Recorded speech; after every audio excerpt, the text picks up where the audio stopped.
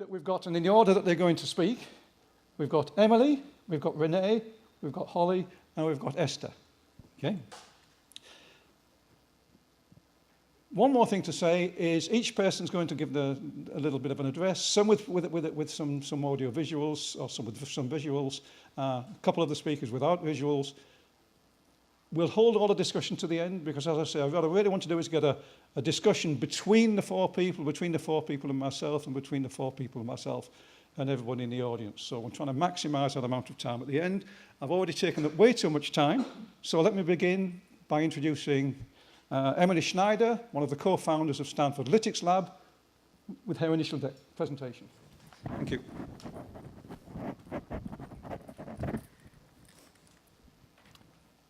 So this one's working, right? Great. Mm-hmm. So good afternoon, everybody. As Keith said, I'm a member and a co-founder of the Lytics Lab here at Stanford, and I'm here today to talk to you about a project called Lacuna, which is less in the Lytics Lab and more with another group called the Poetic Media Lab, which is a digital humanities group here at Stanford. And Lacuna is a project that's been going on for a few years with generous support from Stanford's Vice Provost for Online Learning, the Vice Provost for Teaching and Learning, and the Wallenberg Foundation. And most recently, some of my research on Lacuna has been supported by MediaX, and that's part of what I want to talk to you about today. So the major question driving my work, and in my mind driving this panel, is how can we better understand the effect of technology design on learning? And I'm an academic, so I'd answer this question with another question. What exactly do I mean by learning, and what exactly do I mean by technology? So I'll just say quickly that learning is an individual phenomenon. It's a change in the behaviors and knowledge states of an individual learner. But this change always takes place in a social context. So this could be any context. It could be a science museum. It could be the workplace. But for my research, the context I'm concerned with is the college course. And specifically, I'm looking at college courses in the humanities, in literature, composition, and basic reading and writing courses. And so the Lacuna software that I'm going to show you shortly has been designed to support individual reading and collective sense-making in these types of humanities courses. So one way I like to talk about my work is as learner experience design, which is similar to the user experience design UX that we talk about in industry and software teams in industry use to design the interactions that are available in interfaces and the interpersonal activities that are available in the technology. And the major difference to me between learner experience design and user experience design is that in learner experience design, there are specific activities that we want learners to do and content that we want them to engage with. And these choices are not just made based on how engaging they are to the user, but also based on larger educational goals. And so what does that look like, and how does it inspire the design of the technologies that, like Lacuna, that we design for education? I wanted to connect to the theme of today's conference about augmenting intelligence, because I'm sure you know this language comes from Doug Engelbart, who envisioned in the 1960s the possibilities for digital technologies to augment human activity and thinking. So just like a hammer helps us build more efficiently and extend our natural abilities to construct physical things in the world, digital technologies can become a natural extension of our mind's computational and creative powers so we can calculate and create new ideas and ultimately, of course, do more in the world. And Doug really believed in the power of technology to help us do more in the world together, to be able to externalize the products of our thinking in a way that we could share it with others and manipulate it and improve on it, and also so we could avoid repeating the mistakes of the past. So that's a little bit of an aside, but it connects with learning experience design through actually the work of Professor Roy P. here at Stanford, who you may have heard from earlier, who's one of my advisors. And you can ask, what does intelligent augmentation look like when it comes to learner experience design? And one of the key things is that Roy and other colleagues of mine argue that one aspect of learner experience design is developing tools that embody the type of activities that we want our learners to be doing. Which is to say, we should design interactions into the technology that are the kinds of productive learning moves and activities that we want learners to have with information and with one another, again, for collaboration and collective sense-making. So in the case of the Lacuna project, our goal is to support learners in being active and critical readers. So what does that look like and what kind of activities does it involve? I'll show you a few slides because I think it's helpful to have a visual picture. Click. What am I pointing this at? That? Oop, nope. Don't look. This is, okay. So with active reading, the main activity it involves when we're reading on paper is annotation. So annotations are traces of our thinking when we read. We underline or we put stars in the margin when we encounter important information. And we make little notes, which are notes that can make connections between information in the text. They can raise questions that we have, or it can be a million other things, whatever is coming up as we read. So for Lacuna, annotation is the key inquiry practice we want to support, so we built that into the system directly. So here you can see the annotation prompt that comes up when a reader highlights a passage. So they don't have to leave a note, but they can just leave a highlight. But the presence of the prompt really seems to encourage students to write fairly substantive comments. And again, these are college students in humanities courses. So a lot of the times, the comments are much longer than they would fit in the margins of a paper book, because the digital space offers an endless margin for comments and conversation. And students frequently tell me this is one of the things that they really like about the tool.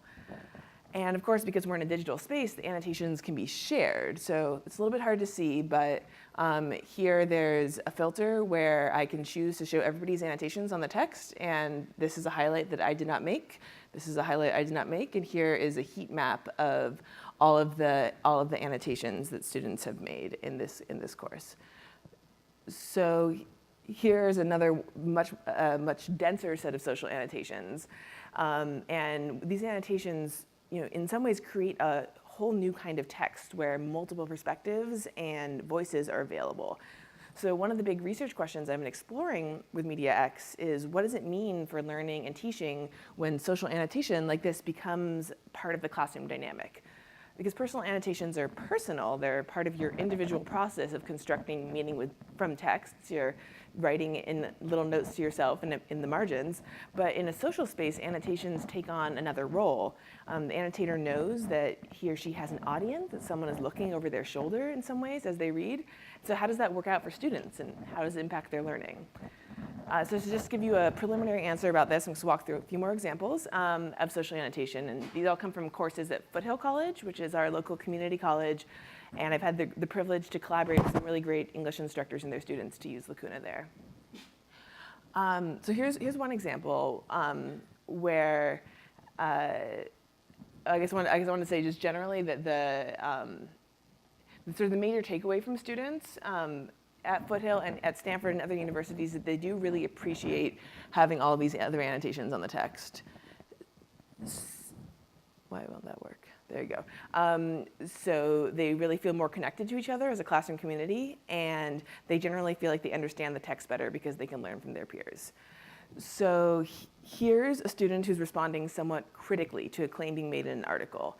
So the sentence that they've highlighted expresses some concern with how much college students are studying, and this student is drawing on his own experience in the contemporary world to say it's the internet that's driving this change. It's not just that college students are lazy or disengaged.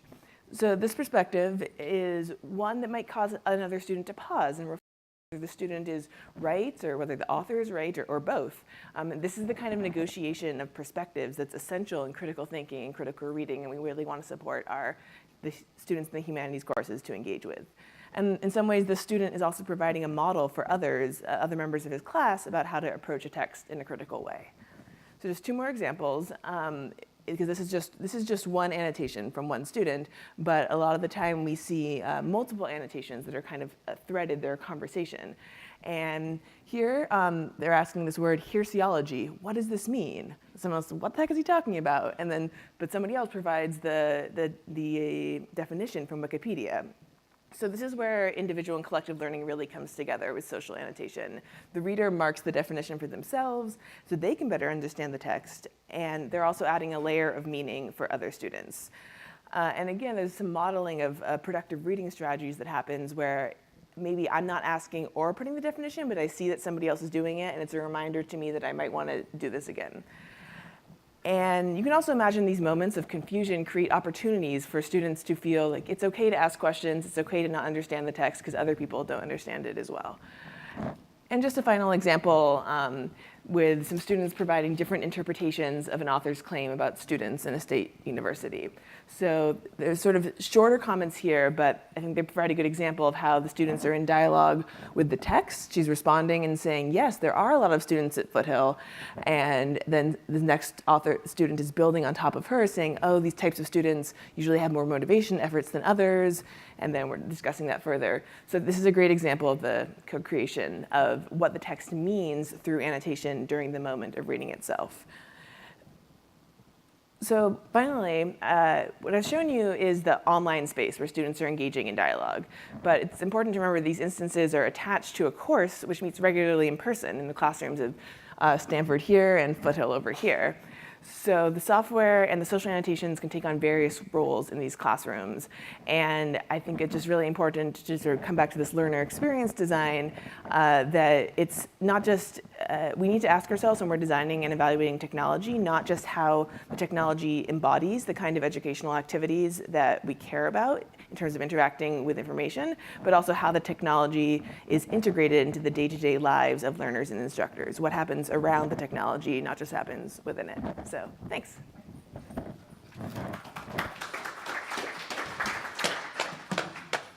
Okay, thank you. And I've already noticed that I know what Holly's going to say to some extent because I've worked with her. I have already seen several connections between what we've just heard from Emily and what I think Holly's going to talk about. And I think we've got connections between both the other two speakers as well. I don't know exactly what they're going to say, but already I see these connecting themes coming up.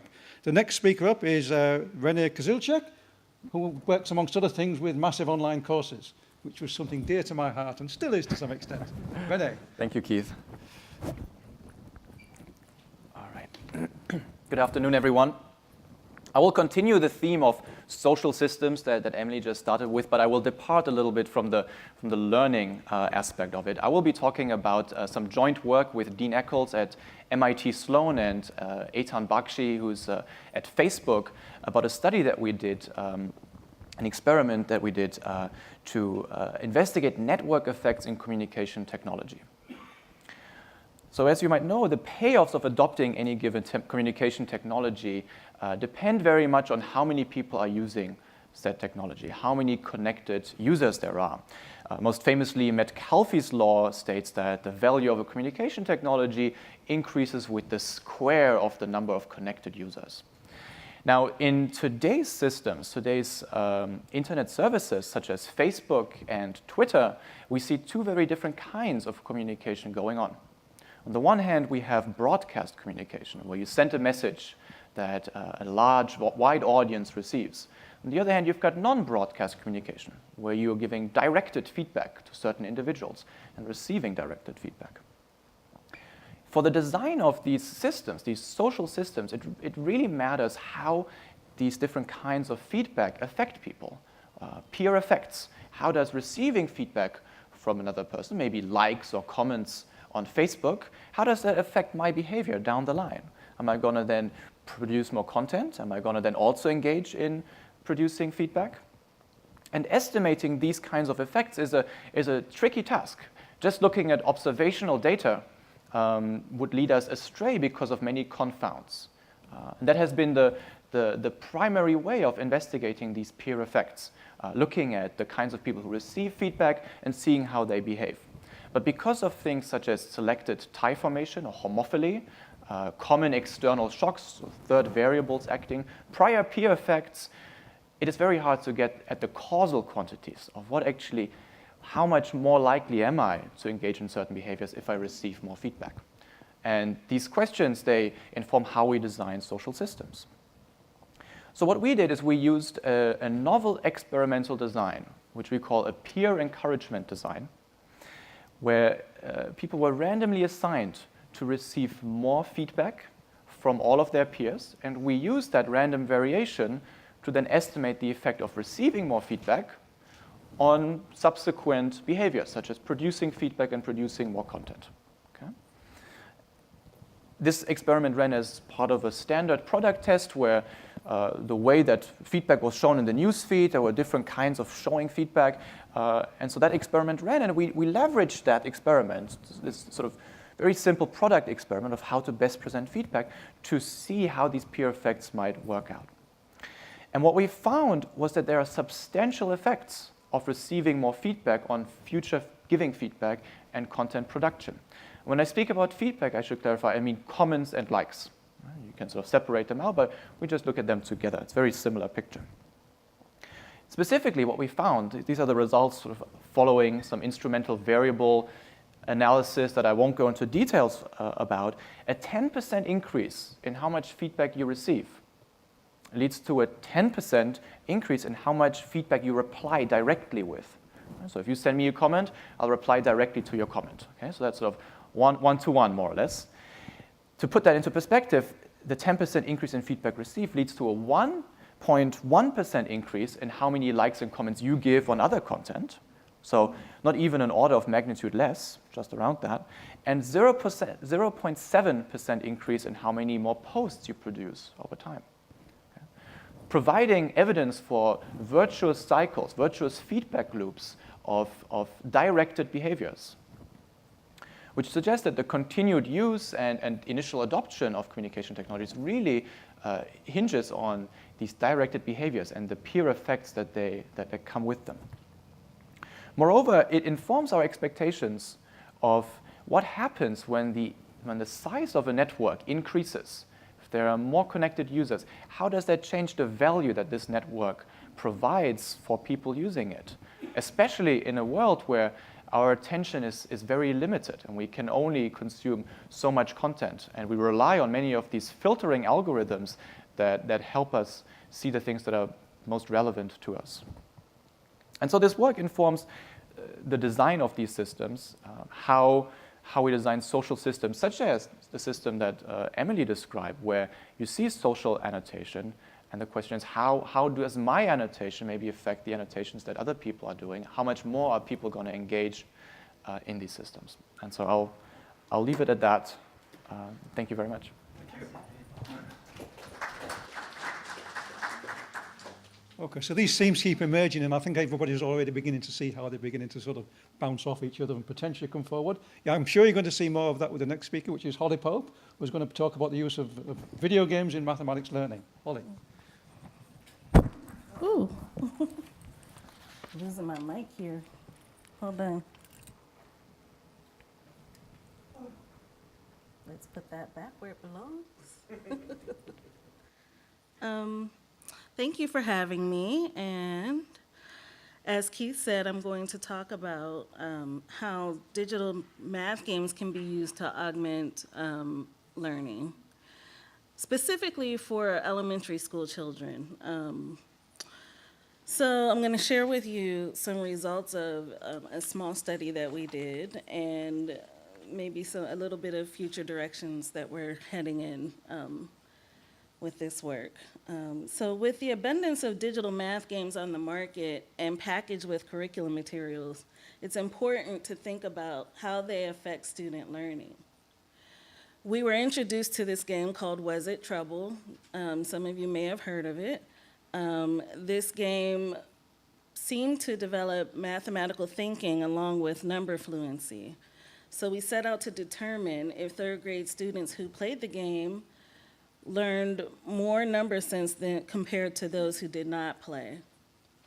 The participants were 2 third grade classes who had the same teacher. Both classes were given a pre-assessment before the intervention. And this pre-assessment consisted of typical assessment tasks that students might see on in their curriculum materials or on standardized tests. There was also one complex performance task that measured mathematical thinking and problem solving. So the treatment class had instruction as usual, with time set aside for playing the game 10 minutes a day, 3 times a week, over a 4-week period. The comparison class had math instruction as usual without any gameplay. And after the 4-week period, both classes took a post-assessment that was identical to the pre-assessment. So we found that the difference between the pre and post assessments was significant for the students who played the game, but not for the students who didn't play. When looking at the difference on the complex performance task, the students who played Was It Trouble showed significant improvement between the pre and post assessments. But the students who did not play did not improve at all on that particular task. Their difference was actually 0. So the students who were able to play, the students who played the game were better able to attend to constraints, showing increased decision-making abilities. And after a very short intervention with the game, students can show significant improvement in their number sense and problem-solving capabilities. But I argue that these results can't be replicated with just any game. Not all games are appropriate for children. So I developed a game evaluation framework that I use to determine the potential a game has to develop mathematical thinking for elementary school children. The first thing I look at is the math dimensionality, which refers to the complexity of the math in the game. I ask myself, is the math presented in the game based on procedures, memorization, or speed? Or is it focused on developing concepts or problem solving? Games should be leveraged to engage the player in multidimensional mathematics, which focuses on connections between procedures and concepts and allows the player to grapple with the mathematics in the game. The second thing I look for is the potential for engagement in game mechanics. Is the mathematics embedded into the game mechanics, or is it an add-on feature that takes the player away from the game in order to solve the problems? Also, is the game visually interesting? I look to see how and if the game provides feedback for the player, which is very important with young children. I've learned that well-designed games provide feedback to push the player's thinking forward without giving the answer. This goes beyond letting the player know whether she's correct or incorrect. The last but most important criterion when evaluating digital games is its potential to impact the player's identity, or if it allows for personal preference.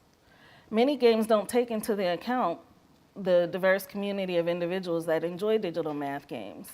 So I ask myself if the game sends cultural or gendered messages that may affect a player's identity and interrupt the learning from the game.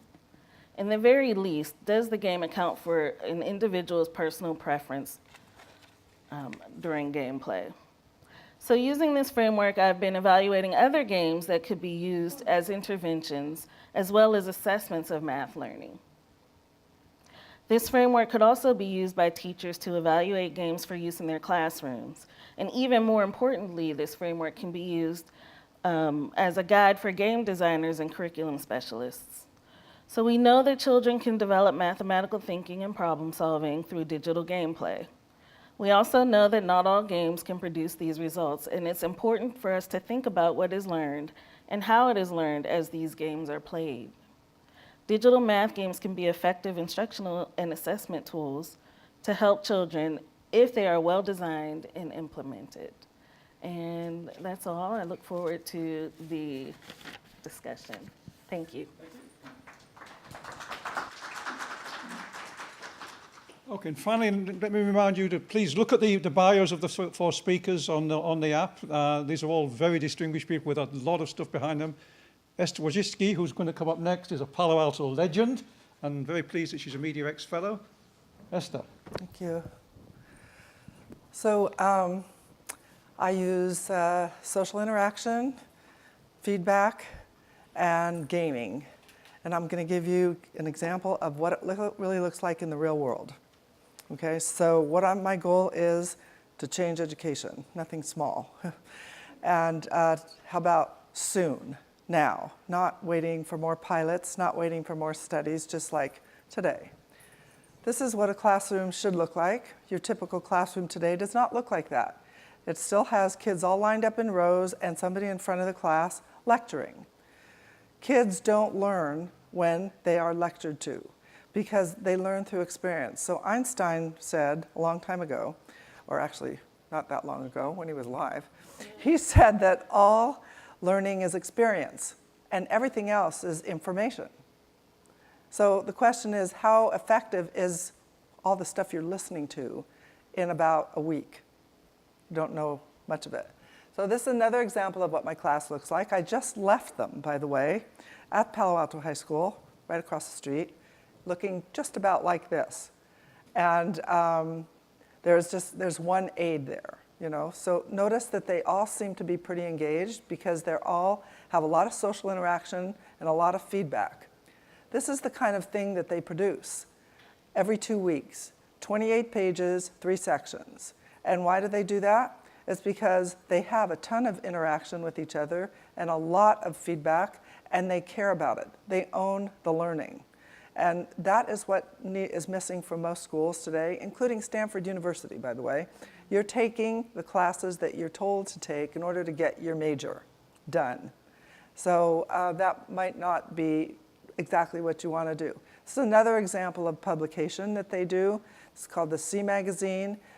Ideas, the whole thing is done by students. Leadership, ideas, printing, everything, photography, and so forth. So how do they do that? They do that because they care about it. They own it. This is more. This is another magazine, Verde. Look at the topics that they're talking about, the photography, so forth. So this is a sports magazine, same thing. I have over 600 kids, 9 publications in Palo Alto. It's the largest actually in the United States. This is photography. You don't like sports, you don't like, entertainment, you don't like writing for a newspaper. Okay, how about photography? Or we also have here, this is foreign affairs. They like to say what they think, not surprising. All teenagers are very opinionated, and this gives them an opportunity to express their opinion, get a lot of respect. And it might not agree with what you think, but it's fine. This is every day we broadcast. They get to broadcast what they're concerned about. This is radio. So look at whatever you want to do, we've got it. And so the idea is to get them passionate and engaged. So I use journalism as a platform to get kids engaged. These are some of the graduates. Notice he is not in journalism, okay? He's an athlete, Jeremy Lin. And this guy happens to be, he's the China reporter for The Economist. Here's somebody, New York Times. So there's another journalist. He is the reporter in the Ukraine who reports for the New York Times. She is not a journalist either, okay? So she is on this year's Olympic team. But the idea is to let them passionately pursue whatever it is they care about. This is my most famous student, is James Franco. And he's a little wacky in many cases, and he's very interesting. But he says, this is the thing that is very important. He says that he believed in himself because I believed in him. So this is the 20% time I'm suggesting for all schools to implement some of the stuff that you guys are talking about. 20% time is the gateway to passion. 1 day a week. 20% time, you can do it an hour a day. But we're never going to change education in this country, I decided, because everyone loves to lecture. They all love it, and they're not going to quit anytime soon. So how about just moving over just a little bit and giving 20% time so kids can actually get excited about something and learn what's the most important things. Everybody's trying to teach.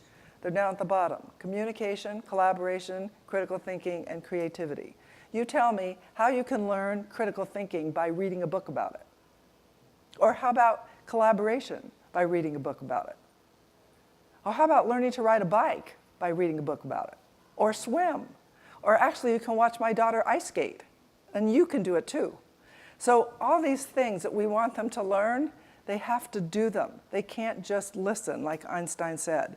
All learning is experiential. This is what James Franco said, which is actually really important.